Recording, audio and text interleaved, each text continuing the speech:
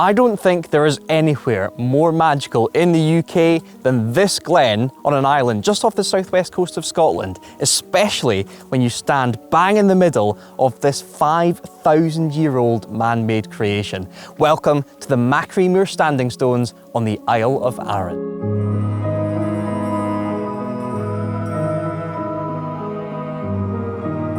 But what are these things? Why are they here? Who put them here? Are they calendars, ritual sites, clocks, sound chambers, time travel devices, aliens? Let's start with what. We are currently standing in the biggest circle here at Machrie Moor, but it's one of 6 in the area, so it was a real hub of activity. The circles date from 3500 BC to 1500 BC. And I don't know about you, but when thinking about human history that far back, I find it quite hard to place myself in the world at that time.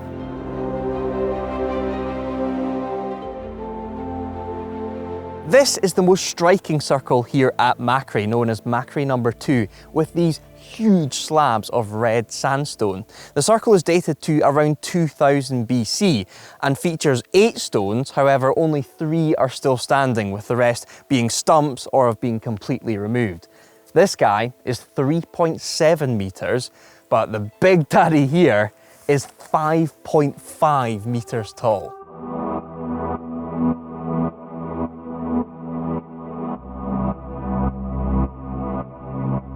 The whole circle is 13.7 metres in diameter, and from a certain position is perfectly framed by Glen Rossa in the background, although you have to take my word for it today because the weather is not playing ball. Trust me, if you were here in 2000 BC, you would want your stones right here too.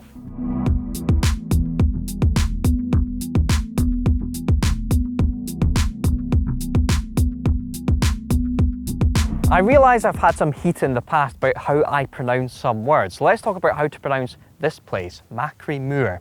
A lot of you guys that don't have Scottish accents might look at it and think Machrie Moor, but it has 2 O's.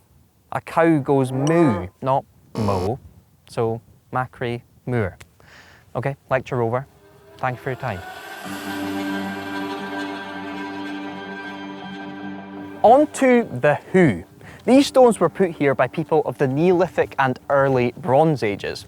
So there was the Stone Age, then the Neolithic Age, then the Bronze Age, then the Iron Age, and then on to what is deemed ancient history, the Greeks and that.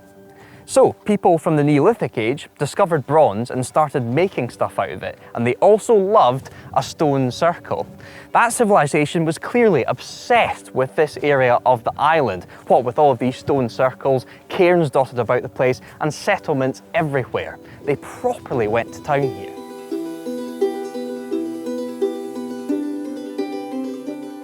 Now, the why. Well, it's a bloody good question because we're not 100% sure. There are some big clues that lead experts down certain paths, but there are still some fundamental whys that haven't been fully answered yet because there was little to no writing happening that long ago. What we can be fairly certain of is that stone circles had religious meaning. Neolithic people worshipped the sun, the moon, and the natural elements on which their harvest and sustenance depended. If you take the most famous stone circle of them all, Stonehenge, it was built in a way that means the sun perfectly fills the stone circle during summer solstice, when the sun is highest in the sky on the longest day of the year in the northern hemisphere. Many other circles in the UK also tend to align with either the sun or other stars, which will have given Neolithic people a way of tracking seasons, years, and anniversaries.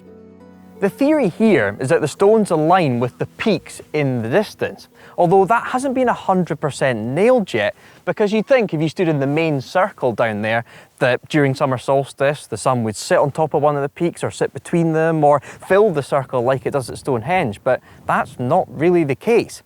The most uniform positioning is if you stand in circle number 5 looking down there towards circle number 3. During summer solstice, the sun perfectly aligns between those peaks over there.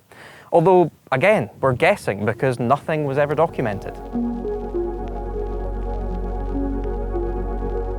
As well as worshipping the seasons and the elements, Neolithic people enjoyed a fancy burial, and that's shown really nicely in Circle 2 through these structures here. These are what are called cists, and they were used to put people and things in. If you ended up in one of these, you were a big cheese in the community. There are numerous other chambered cairns around the site, and when you couple it with the groupings of Neolithic huts nearby as well as field systems, you realise that this was a proper hub of people on the island. I guess like churches and cathedrals in the medieval period, communities clearly congregated around these monuments as places of power and wealth.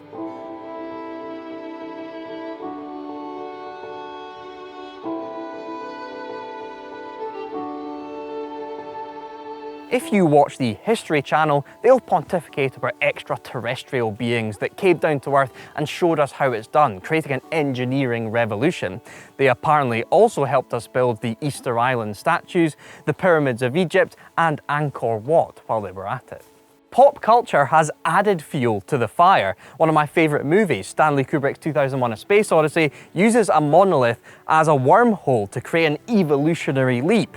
The popular TV series Outlander uses a Scottish standing stone as a time travel portal. And then you have guys like Graham Hancock with his alternative history theories that get people even more hyped up about places like Machrie.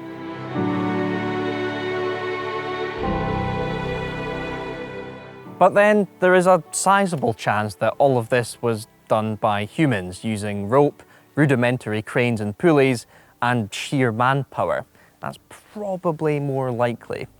The stones will have been quarried and shaped elsewhere on the island, and then using tree trunks they will have been manoeuvred to their positions and then erected using ropes down into foundations. Again, all of that is guessing, but it's a very, very educated guess by modern professional archaeologists.